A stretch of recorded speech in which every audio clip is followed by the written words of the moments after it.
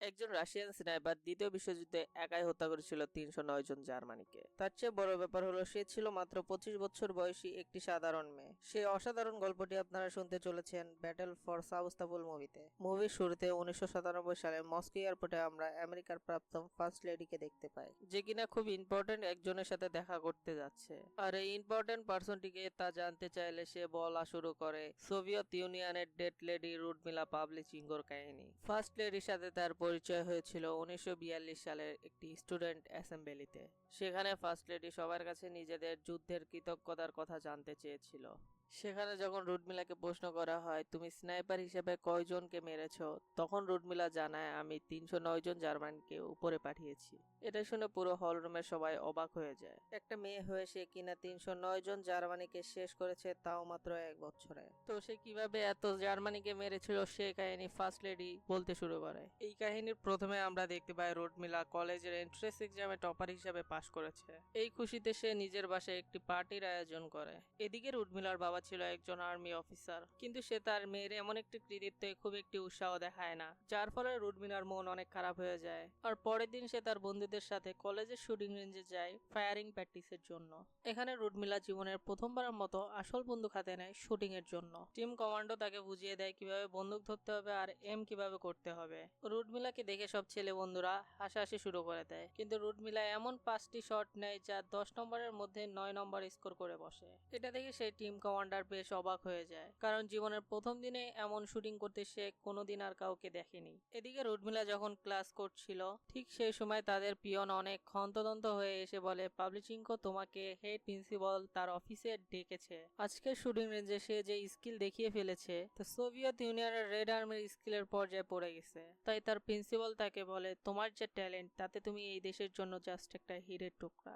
আমি চাই তুমি রিয়েল ফিল্ডে 6 মাসের জন্য স্নাইপার ট্রেনিং করে আসো। লুডমিলা সেটাতে রাজি হতে চায় না, কিন্তু প্রিন্সিপালের জোরাজোরিতে সে রাজি হয় আর বাড়িতে গিয়ে প্রস্তুতি নিতে থাকে ট্রেনিং ক্যাম্পে যাওয়ার জন্য। এদিকে একজন মেয়ে হয়ে ট্রেনিং গ্রাউন্ডে যাওয়ার জন্য তার বাবা অখুশি, কিন্তু লুডমিলা তো তার বাবার উপর আগে থেকেই অভিমান করে আছে, তাই তার বাবার কোনো কথা না শুনে বেরিয়ে পড়ে ট্রেনিং এর জন্য।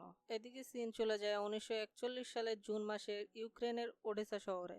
সেখানে লুডমিলা ও মাসাকে মন দিয়ে পড়াশোনা করতে দেখা যায়। মাসা তাকে পড়া বাদ দিয়ে একটু অবসর সময় কাটানোর জন্য বিচে নিয়ে যায়। সেখানে গিয়ে মাসা প্ল্যান করে তার ভাই বরিসের সাথে লুডমিলার পরিচয় করিয়ে দিবে, যাতে তাদের মধ্যে কিছু একটা হয়। বরিস লুডমিলাকে প্রথম দেখাতেই ভালোবেসে ফেলে এবং নিজের বাড়িতে লাঞ্চ করার জন্য প্রস্তাব দিয়ে বসে। লুডমিলা এসব প্রেম ভালোবাসায় কোনো কিছুতে ইন্টারেস্টেড ছিল না, তাও চক্ষু লজ্জার কারণে সে রাজি হয়ে যায়। এদিকে বরিস ছিল একজন ডাক্তার আর সে যুদ্ধের একদম বিপক্ষের একজন লোক ছিল, কিন্তু লুডমিলা প্রথম থেকে দেশের জন্য কিছু একটা করতে চায়। এরপর লুডমিলা বরিসের ফ্যামিলির সাথে দেখা করে, আর এখানে বরিস ও মাসার ফ্যামিলি তাকে খুব পছন্দ করে। তাই লুডমিলাকে সেই মুহূর্তে তারা এঙ্গেজমেন্টের একটি রিং গিফট করে। লুডা সেটা হাতে নিতে যাবে, ঠিক সেই মুহূর্তে রেডিওতে ভেসে আসে জার্মানি ইতিমধ্যে রাশিয়া মানে তৎকালীন সোভিয়েত ইউনিয়নের উপর আকস্মিক হামলা চালিয়ে দিয়েছে। পুরো দেশের জনগণকে সতর্ক করার সাথে সাথে তারা আহ্বান জানিয়েছে দেশের জন্য লড়াই করতে। এই কথা শুনে বরিস তাকে কোনোভাবেই যুদ্ধে যেতে দিতে রাজি না। এটা দেখে লুডমিলার মেজাজ অনেক খারাপ হয়ে যায় আর সে বরিসকে একজন ভীতু বলে আখ্যা দিয়ে চলে যায় যুদ্ধে যাওয়ার জন্য। এরপর শুরু হয়ে যায় লুডমিলার কঠিন থেকে কঠিনতম যুদ্ধের ট্রেনিং। এই ট্রেনিং ছিল একজন মেয়ে হিসেবে তার কাছে বিশাল কষ্টের। কখনো সমতলে, কখনো পাহাড়ে কিংবা কাদার মধ্যে দিয়ে চলতে থাকে এই যুদ্ধের ট্রেনিং। বেসিক গ্রাউন্ড ট্রেনিং এর পর লুডমিলার স্নাইপার ট্রেনিং শুরু হয়ে যায়। প্রথমে তাকে ক্যামোফ্লোজের ট্রেনিং দেওয়া হয়। এখানে ক্যামোফ্লোজ হলো ছদ্মবেশ ধারণ করা। নিজেকে এমনভাবে প্রকৃতির সাথে মিশিয়ে যেতে হবে যে যাতে দূর থেকে কেউ বুঝতে না পারে। আর এই ক্যামোফ্লোজার যে স্নাইপার যতটা ভালো করবে তাকে ডিটেক্ট করা ততটাই কঠিন হবে। তবে বাকিরা ক্যামোফ্লোজার পরীক্ষায় কমান্ডোর কাছে ধরা খেয়ে গেলেও লুডমিলাকে কমান্ডো ধরতে পারে না। এতে করে কমান্ডার বেশ ইমপ্রেস হয় তার স্কিলের উপর। এরপর শুরু হয় শুটিং ট্রেনিং। এখানে মেজর শেষবারের মতো লুডমিলাকে প্রশ্ন করে তুমি কি সত্যি যুদ্ধে অংশ নিতে চাও?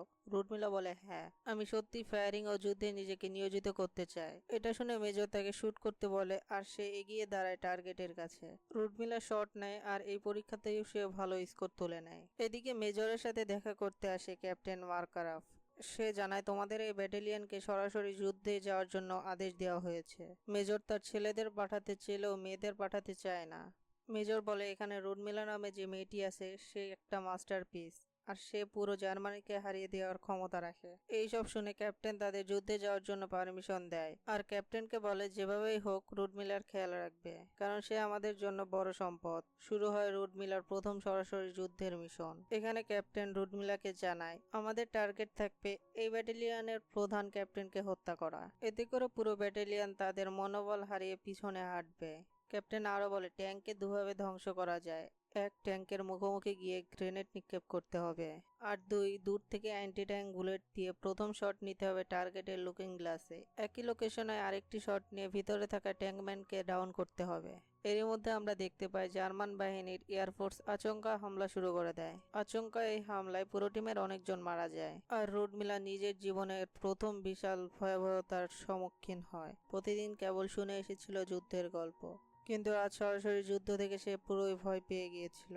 তারপরও সে জ্ঞানে ফিরে আসলে তার রাইফেল খোঁজাখুঁজি শুরু করে দেয়। সেটা পেয়ে গেলে রুডমিলা তার অসামান্য দুটি শট নিয়ে ওই ট্যাঙ্কের শোল্ডারকে ডাউন করে দেয়। উপর থেকে ক্যাপ্টেন মার্কারভ তাকে ব্যাকআপ দিতে থাকে আর এক পর্যায়ে রুডমিলা ওই ব্যাটালিয়নের ক্যাপ্টেনের বুক বরাবর শট নিয়ে তাকে হত্যা করে ফেলে। এটাই ছিল রুডমিলার জীবনের প্রথম কিল। এর ফলে সেই যুদ্ধে জার্মানি ব্যাটালিয়ন সেখান থেকে সটকে পড়ে।